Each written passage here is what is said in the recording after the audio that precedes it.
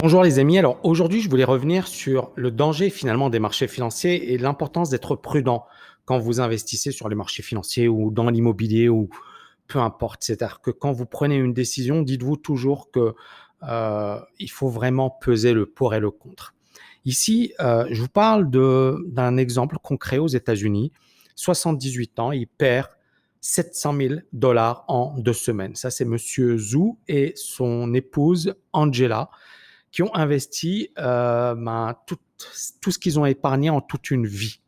Monsieur Zhu, c'est pas voilà la personne voilà qui se fait berner facilement. C'est un professeur d'université, c'est un ingénieur à la retraite, âgé de 78 ans, et en investissant finalement les économies de toute une vie de sa femme, de lui-même dans des ETN, basé sur finalement des flux de paiement, des obligations hypothécaires regroupées par des sociétés d'investissement et dotées d'un effet de levier. En fait, tout ça, vous voyez, c'est du grand n'importe quoi, mais tout ce que j'ai envie de vous dire, c'est que finalement, en investissant sur un truc qu'il ne maîtrisait pas, il s'est ruiné. C'est pour ça que j'ai laissé ça, des flux de paiement, des obligations hypothécaires regroupées par des sociétés. Ça veut dire quoi? Et donc, vous devez comprendre ce dans quoi vous investissez. Et en fait, il a investi dans ça. Il a investi dans des ETN, donc Exchange Traded Notes, avec un effet de levier. Et donc, l'ETN, il l'a acheté à la banque UBS et il a chuté de 25 à moins de 25 cents par action. Ça valait plus de 14 dollars, même 16 dollars au plus haut avant mars 2020. Et puis, vous voyez, ça s'est littéralement effondré. Et le 17 mars, UBS a racheté en informant les investisseurs qu'ils recevraient 0,2 dollars par titre détenu. Ça veut dire pour M. Zhu, une perte de 700 000 dollars qui avait acheté l'ETN à 13,35 dollars. Alors pourquoi il a acheté dans ces conditions? Encore une fois, ce n'est pas parce que tu es prof d'université que tu maîtrises la finance. Il faut à un certain moment prendre du recul, étudier, savoir dans quoi tu t'investis. Et il n'a pas diversifié, il a juste investi dans un truc parce que probablement un conseiller financier lui a dit vas-y. Et il le dit, nous sommes trop vieux pour jouer à ces jeux, a déclaré M. Zhu. C'est trop difficile pour nous. Nous cherchions juste un revenu de base. Juste. Et allez, je vais faire un peu de pub. Formez-vous. Formez-vous. Formez-vous. C'est-à-dire le nombre de personnes qui me disent ouais, mais Tammy, c'est cher de se former, c'est cher. Ok. Si tu es voilà, dans la catégorie de Monsieur Zhu et que tu ne te formes pas, tu fais une erreur. Si tu n'as rien et tu me dis, Tammy, j'ai pas, bah ok, très bien. Mais si tu as de l'argent et que tu te formes pas et que tu dis, je cherchais juste un revenu de base, tu l'as cherché. Forme-toi avec moi ou avec quelqu'un d'autre. Forme-toi. Surtout que tu mets 700 000 dollars. Tu mets beaucoup d'argent, tu mets toute ton épargne et tu mets dans un truc et tu te dis, ouais, ça va marcher normalement. Donc, il faut apprendre à l'investissement. Et franchement, professeur d'université, moi, j'ai dans ma formation des médecins, des gens qui ont les meilleurs MBA et qui, à un certain moment, prennent des décisions, entre guillemets, stupides. Stupides parce que ça peut leur coûter très cher. Une autre personne, Monsieur Marc, il a 67 ans et il va également se ruiner en 2 semaines. Monsieur Marc, comment il a pu effectuer finalement un trade aussi débile alors qu'il a 67 piges, qu'il est ingénieur et qu'il s'est ruiné en faisant cet investissement. Et en fait, idem, il a décidé de parier sur un produit compliqué parce qu'il s'est dit, tiens, ça va m'offrir des rendements annuels à 2 chiffres. Et Marc, il a acheté un ETN à effet de levier émis par UBS également, qui parie sur des sociétés qui investissent dans le marché hypothécaire. Alors, c'est l'équivalent des SCPI. Real Estate Investment Trust. Et ça se passait plutôt bien. Il gagnait 18% par an en moyenne.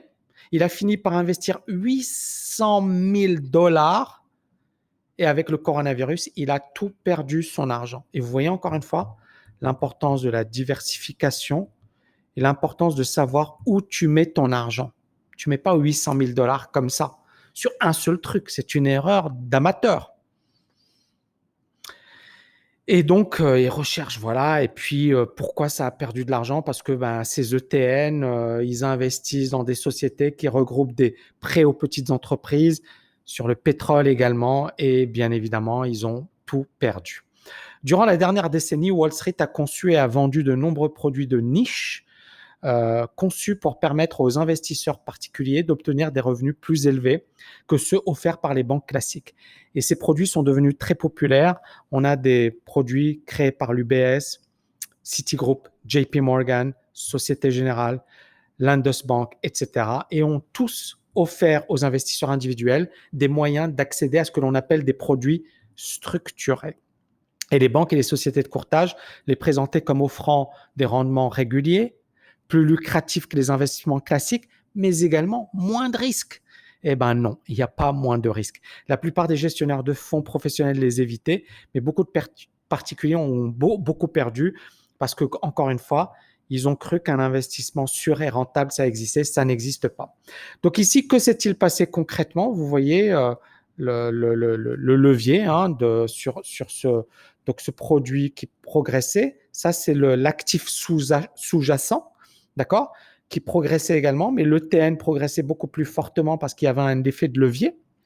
Et puis, alors, c'est là où le bas blesse. L'actif qui baisse, normalement, il n'y a pas de souci. Mais l'ETN qui baisse fortement, et puis à un certain moment, en dessous d'un certain niveau, la banque, elle a l'option de retirer la note en payant les investisseurs une fraction de ce qu'ils ont payé. Ça veut dire en substance 3 points de suspension, j'ai pas envie d'avoir de procès, mais vous pouvez le mettre en commentaire. Ça veut dire que les gars, en fait, ils gagnent avec toi, les commissions, le produit et compagnie, mais en dessous d'un certain niveau, non seulement tu perds ta mise, mais en plus, c'est-à-dire tu n'as plus l'espoir d'avoir un actif qui va se reprendre. Non, ils te disent, ça y est, on coupe ta position, tu n'as plus rien.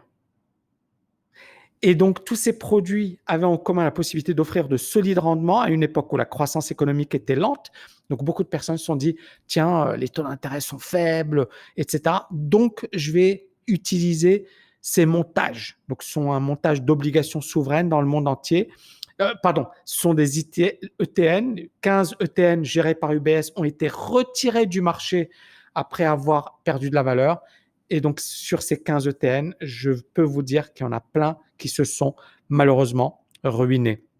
Les ETN gérés par Citigroup et d'autres boîtes ont également subi des pertes importantes. Et lorsque les fonds en difficulté sont retirés du marché, les investisseurs, ils perdent tout puisque les banques vont leur remettre une fraction de leur investissement. Alors, c'est quoi la différence entre un ETN et un ETF? Un ETN et un ETF, bon, ce qui les rapproche, ce sont des fonds, d'accord? Sauf que les ETN, c'est basé sur sur des dettes, d'accord? Sur les ETF, il y a un sous-jacent. Sur les ETN, il n'y a pas de sous-jacent. Un sous-jacent, ça veut dire que, par exemple, un ETF sur des actions possède des actions. Alors, bien évidemment, il y a ce que l'on appelle des actions, des ETF synthétiques, mais ils ont également des actions, mais c'est une composition différente. Mais ils ont un sous-jacent, alors que sur les ETN, pas de sous-jacent. Ils se basent également sur l'actif sous-jacent, c'est-à-dire qu'ils vont le suivre. Ils se traitent comme une action, c'est-à-dire tu peux l'acheter, tu peux le revendre. Il y a du slippage, no slippage, less liquid, mais surtout ici, c'est que tu as un contrat avec une banque ou avec un fonds et à un certain moment, ils peuvent le retirer. Vous voyez, les banques qui les émettent ont souvent la possibilité de les retirer du marché si leur valeur tombe en dessous d'un certain niveau. Et beaucoup de TN ont un effet de levier. Et donc, ça signifie qu'ils utilisent de l'argent emprunté pour amplifier les gains, mais ça amplifie également les pertes. Et c'est pour ça que ces ETN ont mis la clé sous la porte. La morale de l'histoire, c'est très simple. Formez-vous, les amis. Aujourd'hui, il faut investir. Pourquoi? Parce que les taux d'intérêt sont historiquement bas, parce qu'il y aura un problème de retraite, il y aura un problème de financement de retraite, mais vous avez l'obligation d'investir. À la TKL, nous, justement, notre objectif, notre mission, c'est de démocratiser la liberté financière, de démocratiser le monde de l'investissement. Et c'est ce que l'on fait à travers cette chaîne YouTube. C'est ce que l'on fait également à travers nos programmes de formation. Donc, si vous avez kiffé cette vidéo, n'oubliez pas de la liker, de la partager. Si vous avez vécu une situation similaire, n'hésitez pas à le mettre en commentaire. Ça peut être intéressant pour les personnes qui nous suivent. Et si vous voulez aller plus loin, il y a une masterclass tami.net/LFA où je vous parle du programme le plus incroyable, le plus dingue dans le monde de la liberté financière. Merci infiniment et je vous dis à bientôt. Ciao, ciao, ciao.